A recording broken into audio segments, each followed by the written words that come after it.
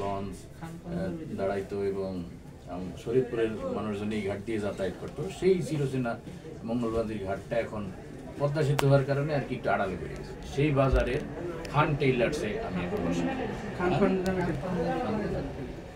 সেই মঙ্গলমাঝি ঘাট বাজারের খান পাঞ্জাবি টেইলার্সে এখন আমি বসা আছি। একে তো আমার নামের নাম আমার মিটে, আমার পাশে আছেন ভাই, ইনি আমাদের আরেক খান সাহেব, ওনার এই টেইলার্স। উনি দীর্ঘ সময় ঢাকাতে মাদানীনগর না উত্তরা কোন জায়গা, তিনি অনেক বছর ঢাকাতে টেইলার্সের ব্যবসা করছেন।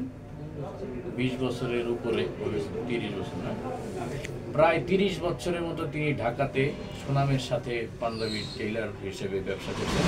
এখন তিনি তার নিজ এলাকায় এসে এই দোকানদার দিয়েছেন। দোকানে আপনারা দেখতে আছেন যে থরে থরে সাজানো নানান দেশি বিদেশি ব্র্যান্ডের কাপড়, এবং তিনি কাবলি থেকে শুরু করে জুব্বা, এরাবিয়ান জুব্বা বলেন,